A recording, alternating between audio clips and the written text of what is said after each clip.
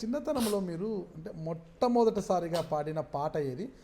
మేము ఒకటి విన్నాము. అంటే మీ తల్లి గుర్తుకొచ్చినప్పుడు ఒక పల్లెల్లోకి వెళ్ళినప్పుడు ఒక కార్యక్రమం సందర్భంగా మీ తల్లిని స్మరిస్తుంటే మీ తల్లిని గుర్తు చేసుకుంటూ ఆమె ప్రేమను గుర్తు చేసుకుంటూ ఒక పాట పాడారు అనేది విన్నాను నేను. అది వాస్తవమా? నేను తల్లిని గుర్తు చేసుకుంటూ సపరేటు నేనేం పాడలేదండి. అంటే నాకు బిడ్డ వచ్చిన తర్వాత పూర్తిగా ఆమె నా అమ్మ అనేటువంటి ఒక కాన్సెప్ట్లోకి వెళ్ళిపోయాను. అనేక వేదికల మీద మాత్రం తను మన ఎర్ర ఊపాలి అనేటువంటి ఒక కవి రాసినటువంటి పాటను అమ్మ మీద కూడా పాడేది, అది నేను రాయలేదు.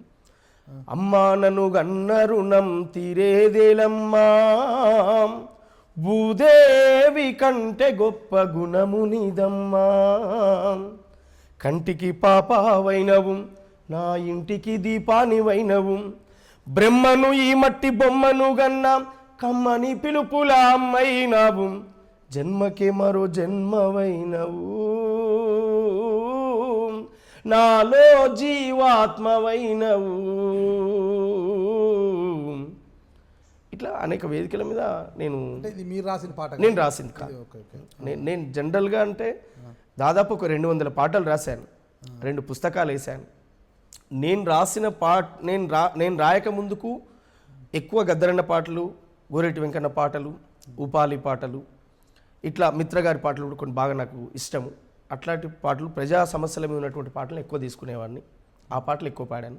నేను ఎప్పుడైతే పాట రాయడం మొదలుపెట్టానో నేను ఇంకో కవి రాసింది ఈ పాడడం అనేది తగ్గించాను. నేను నా నోట్లకి వెళ్ళి వస్తుందంటే అది నేను అల్లుకొని పాడడమే. నా బిడ్డ పుట్టిన తర్వాత పల్లె గుర్తు చేసుకొని తిరుమలగిరి టౌన్కి వచ్చిన తర్వాత, వెలిశాల నుంచి తిరుమలలో కొన్ని రోజులు ఉన్నాం. తిరుమలగిరికి వచ్చిన తర్వాత బిడ్డ పుట్టిన తర్వాత ఆమె మీద కోటి కళలతోటి చాలా కళలు ఊహించుకొని రాశాను ఆమె మీద. పల్లెకు వెలుగులనివ్వాలమ్మా, సల్లని సూపుతో కాయాలమ్మా, లిల్లాహి పాటలు పాడాలమ్మా, లుల్లహి పోరులో గెలువాలమ్మా, నిన్ను కోటి ఆశలతో కన్నా నీ కంటికి రెప్పోలే ఉన్నా వెన్నెలా,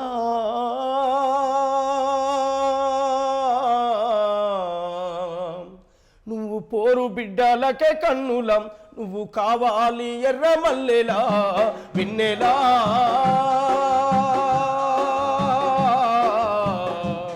నువ్వు పోరు బిడ్డలకే కన్నులం, నువ్వు కావాలి ఎర్ర మల్లెలా, అద్దాల మేడలు లేవమ్మ, అలిగి ఆస్తులంటూ అడుగబోకమ్మ, బతుకు పోరులో అలసినానమ్మ, బాసటగా నిలువమని పిలిచినానమ్మ, మాటనే తూటగా చేసిన ఆట పాటలతో కలే చూసినా వెన్నెలా,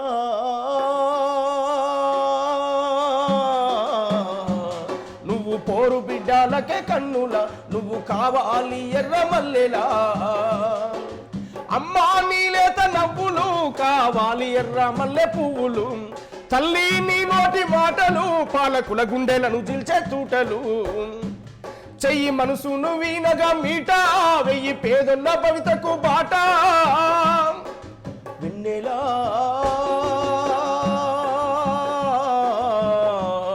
నువ్వు పోరు బిడ్డలకే కన్నులం, నువ్వు కావాలి ఎర్ర మల్లెలా,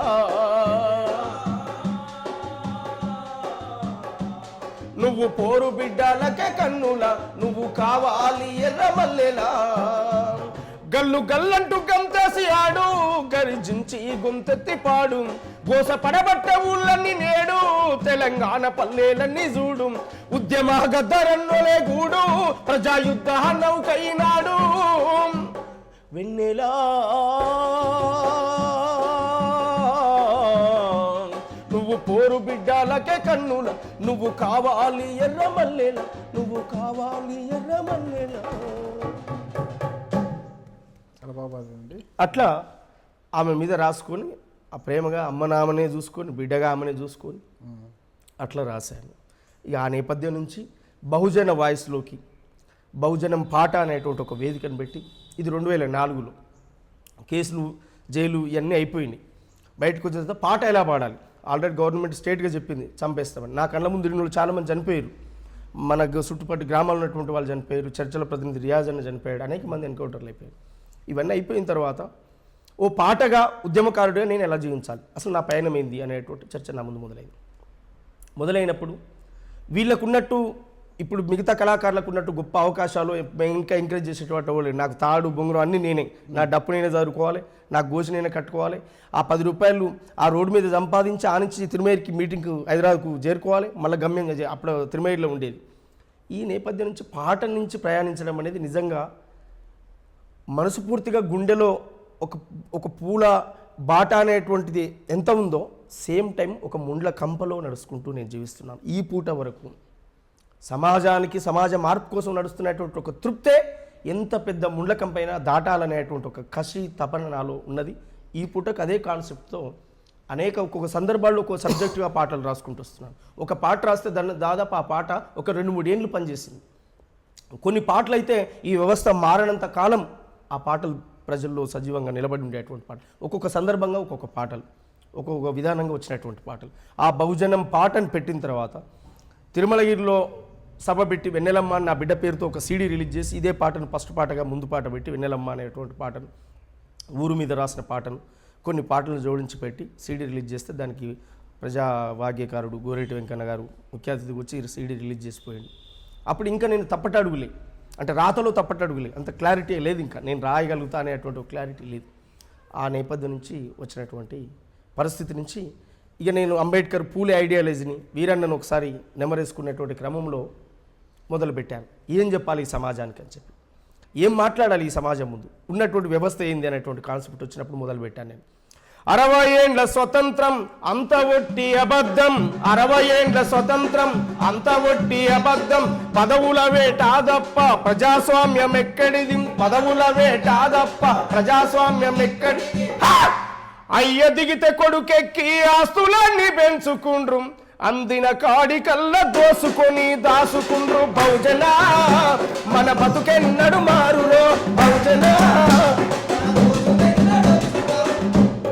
జెండాలు మోసిన జనమును పోగేసిన, జెండాలు మోసిన జనమును పోగేసిన, దండాలు పెట్టిన ప్రజలను కూడగట్టిన, దండాలు పెట్టిన ప్రజలను కూడగట్టిన, కరపత్రము వంచిన ఆ పోస్టరు అతికించిన, మా లీడర్ వచ్చిండని మైకు పెట్టి మొత్తుకున్న.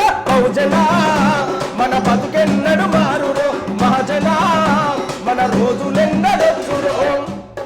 బహిరంగ సభలు పెడితే బ్యానరు కట్టేది మనం, నాయకుడొస్తుండంటే డప్పులు కొట్టేది మనం, గొర్రెలను ధరలిచ్చినట్టు డీసీఎంలు మనకాయే, హెలికాప్టర్లు వచ్చి దొరలు వేదికెక్కి ఫోజు కొట్టే. బహుజన మన బతుకెన్నడు మారురో, మహాజన మన రోజులెన్నడొచ్చురో. బహుజన మన బతుకెన్నడు మారురో, మహాజన మన రోజులెన్నడొచ్చురో. ఎన్నికలు వచ్చనంటే మా లీడరు గెలవాలని మందు సీసాలు పోసి డబ్బుల సంచులు వంచి, ఎంగిలి మెతుకుల కాడ తన్నుక సచ్చేది మనం, వాడు వీడు ఒక్కటై గద్దెనెక్కి ఏలుతుండ్రో. బహుజన మన బతుకెన్నడు మారురో, మహాజన మన రోజులెన్నడొచ్చురో. బహుజన మన బతుకెన్నడు మారురో. చిన్న చితక పదవులిచ్చి బుధగారిచ్చి మనలను ఎంపీటీసీ సర్పంచి వార్డు మెంబర్ల చేసి, ముఖ్యమంత్రి ప్రధానమంత్రుల గుప్పిట్లో పట్టుకొని, రిజర్వేషన్ అయితే తప్ప జనరల్ సీట వడిచ్చే. బహుజన మన బతుకెన్నడు మారురో, మహాజన మన రోజులెన్నడొచ్చురో. బహుజన మన బతుకెన్నడు మారురో, మహాజన మన రోజులెన్నడొచ్చురో. ఈ ప్రశ్న వేసుకొని ఇక సమాజంలోకి బయటకు వెళ్ళాం. ఓ పక్క తెలంగాణ ఉద్యమం నడుస్తూ ఉంది. తెలంగాణ ఉద్యమం ఓ పక్క నడుస్తుంటే బహుజనం పాటను మేము బ్యానర్ పెట్టుకొని పోతా అంటే చాలామంది నవ్వేది. తెలంగాణ పోరాటం పక్క నడుస్తుంటే ఈయన బహుజనం పాట ఏంది అనేటువంటి ఒక హేళన చేసేటువంటి పదాలతో మాట్లాడి, తెలంగాణ రావాలి, తెలంగాణలో ఉన్నటువంటి బడుగులు పేద కులాలకు న్యాయం జరిగే తెలంగాణ కావాలి, అది వీరన్న నేర్పాడు మాకు, అది వీరన్న చెప్పాడు. ఆ ఐడియాలజీతోటే బహుజనాన్ని స్టార్ట్ చేసి ఇక బహుజన కులాలన్నీ కులాల మీద పాటలు రాయడం మొదలుపెట్టి ఇక నా ప్రయాణం వాంచి స్టార్ట్ అయిపోయింది. స్టార్ట్ అయిన తర్వాత తెలంగాణ ఉద్యమం 2007-8 గద్దరన్న నాయకత్వంలో పెద్ద ఎత్తున సాంస్కృతిక ఉద్యమం తెలంగాణ వ్యాప్తంగా యాత్రలు జాతరలు నడుస్తున్నాయి. ఆ యాత్రలో అగ్రభాగాన నిలబడి పనిచేశాను. 50 మంది ఆర్టిస్టులతో, 50 మంది నా సాంస్కృతిక సేన కళాకారులతో డప్పులు ప్రదర్శన, పాటలు ఆ నేపథ్యంలో రాశాను. తెలంగాణ ఉద్యమం స్పీడ్గా నడుస్తున్నటువంటి నేపథ్యంలో నా కొడుకు రాశాను. నా కొడుకు చెప్పాను. ఈ సమాజంలో ఒక తండ్రి ఒక కొడుకు చెప్తూ రాస్తున్నటువంటి పాటగా రాశాను నేను. ఆనాడున్నటువంటి సమైక్యాంధ్ర, కాంగ్రెస్ పార్టీ అయినప్పటికీ సీమాంధ్ర పరిపాలన కొనసాగుతున్నటువంటి ఆ పరిస్థితుల్లో రాసినటువంటి పాటలు. పోరు సాగుతుంది కొడుకా తెలంగాణ, హోరు సాగుతుంది బిడ్డ, పోరు సాగుతుంది కొడుకా తెలంగాణ, హోరు సాగుతుంది బిడ్డ, జనహోరు సంద్రమై ఎగిసాటి కేటమై త్యాగాల వీణపై రాగాల రాసులై, త్యాగాల వీణపై రాగాల రాసు, త్యాగాల వీణపై రాగాల రాసు. చాల్ నావ సాగుతుంది కొడుకా పోరాటతో బజుపుతుంది బిడ్డ, నావ సాగుతుంది కొడుకా పోరాటతో బజుపుతుంది. ఇది తెలంగాణ ఉద్యమం ఎలా ఏ లింకులతోటి పోయింది, రాష్ట్రం వస్తే ఏం జరుగుతుంది అనేటువంటి ఒక నేపథ్య సందేశాన్ని నా కొడుకు చెప్తూ రాసినటువంటి పాట. ఇది సమాజంలో అందరి తండ్రులు మరి అందరి కొడుకులకు చెప్పినటువంటి పాటగా అది గద్దరన్న చాలా వేదికల మీద ఆయన మరి ఇంట్రడ్యూస్ చేసి పాడిపించినటువంటి సందర్భం ఆ ఉద్యమంలో. అట్లా ఆ నేపథ్యం నుంచి ఇంకా అనేక పాటలు ఈ వరుసగా రాయడం ప్రారంభమైంది. ఇప్పుడు మీరు ఆలపించిన పాట అంటే ఇప్పుడు ఏదైతే మీరు ఆలపించారో ఈ పాట ఇటీవల వచ్చిన ఓ తెలంగాణ ఆర్ నారాయణమూర్తి నటించిన ఓ తెలంగాణ మూవీలో జై తెలంగాణ వీర తెలంగాణ ఆ సినిమాలో కూడా ఈ పాట వచ్చింది అనుకుంటాను. వచ్చింది సార్. ఆ సినిమాలో కూడా మీరే పాడారా? లేదు, ఇది మనో గారు పాడారు. ఇది ఆ కథకు అనుకూలంగా మళ్ళీ నారాయణమూర్తి గారు మాతో రాయించారు. Okay okay. నేను విలేజ్లో ఉన్నాను. నారాయణమూర్తి గారు మాకు ఫోన్ చేసి, ఏపుడు సోమన్న గారా నేను నారాయణమూర్తి మాట్లాడుతున్నాను సార్ అని అంటే, చెప్పండి సార్ మీరు మాకు ఫోన్ చేయడం ఏంది అనగానే, అయ్యో భలే మీరు ఉద్యమకారులండి, ప్రజల్లో ఉన్నటువంటి వాళ్ళు, మీ పాట నా సినిమాకు అవసరం వచ్చిందండి, మీరు పాట దయించి మీరు పాట ఇవ్వాలండి అని అడిగాను. భలే ఉన్నారు సార్ మీరు అంత పెద్దవాళ్ళు నన్ను దయించి అడగడం ఏంది అంటే అడ్రస్ చెప్తే ఇమీడియట్లీ నేను హైదరాబాద్కి వచ్చి సార్ని కలిసినాం. సబ్జెక్టు చెప్పాడు. 50 ఏళ్ల క్రితం జరిగినటువంటి చరిత్రను రాయమని చెప్పాడు. రాయమని చెప్పినప్పుడు ఈ ట్యూన్ను ఆ కథకు అనుకూలంగా అప్పుడు జరిగినటువంటి పోరాటానికి అనుకూలంగా కొంత మార్చి రాశాం. దాన్ని సినిమాలో కూడా ఆ పాట వచ్చింది. ఆ పాట పాడండి ఒకసారి. ఆ పాట ఏదది? రైతాంగ అదే సాయుధ రైతాంగ పోరాటం నేపథ్యంలో రాసినటువంటి పాట సార్. అది వీర తెలంగాణ గొంతులొక్కాట ఈ ప్రజా తెలంగాణ పల్లబందుకొని నావజాగుతుంది కొడుకా పోరాటతో బజుకుతుంది బిడ్డ, నావజాగుతుంది కొడుకా పోరాటతో బజుకుతుంది బిడ్డ. ఇట్లా ఆనాడు ఉన్నటువంటి మిలిటరీ, ఆనాడు ఉన్నటువంటి రజాకార్ సేనలకు వ్యతిరేకంగా ప్రజలు ఎట్లా గెరిల్లా యుద్ధాన్ని నడిపారు. ఆ తర్వాత తెలంగాణ భారతదేశానికి స్వాతంత్రం వచ్చిన తర్వాత కుచ్చు టోపులు పెట్టుకునేటువంటి వాళ్ళు గాంధీ టోపులు పెట్టుకొని మళ్ళీ గ్రామాలకు దొరలు ఎట్లొచ్చారు. అదొక పెద్ద చారిత్రాత్మక నేపథ్యమైన పాట సార్. అది నారాయణమూర్తి గారికే దక్కుతుంది ఆ క్రెడిట్. పాట రాశారు, మనో గారు పాడారు. నారాయణమూర్తి గారికి ఆ క్రెడిట్ దక్కుతుంది. ఎందుకంటే మాతో అంత ఓపిక కూర్చోబెట్టి ఆయన సబ్జెక్టు ప్రతిదీ స్టడీ చెప్పింది. ఎన్ని రోజులు పట్టింది మీకు ఆ పాట రాయడానికి? ఒక 2 days ఉన్నాం సార్తో, అంతే. 2 daysలో రాయగలిగాను. కానీ సినిమా మూవీ అయ్యేంతసేపు ఒక 4 రోజులు సార్తో గడిపాను. అందులో నేను ఒక పాత్ర కూడా వేశాను. ఓ దళ సభ్యునిగా ఉంటాను. దళ సభ్యునిగా ఉంటాను నేను, వెపన్ పట్టుకొని. అందులో నాకు క్యాస్ట్ ఒక దళిత మాలకులంగా ఆ కమ్యూనిటీలో నేను కమ్యూనిటీ పరంగా దగ్గర పాత్ర పరంగా అప్పట్లోనే పాల్పంచుకున్నారు. అది మీకు అనుకూలమైనట్టు ఇంకా జీవించిపోయింటారు దాంట్లో మీరు.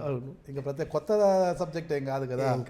ఇప్పుడు దళితుడుగాను అనే వాళ్ళకే దాంట్లో ఇంకా చిన్నప్పటి నుంచి ఆ జాతిలో ఆ కులంలో ఉన్నారు కాబట్టి అది జీవించుంటారు. ఇక దళంతో సంబంధాలు ఉన్నాయి కాబట్టి అది ఇంకా ప్రాణం పోచుంటారు ఆ పాత్రకే. మీకు మంచి పాత్రనే మీకు ఇచ్చారు.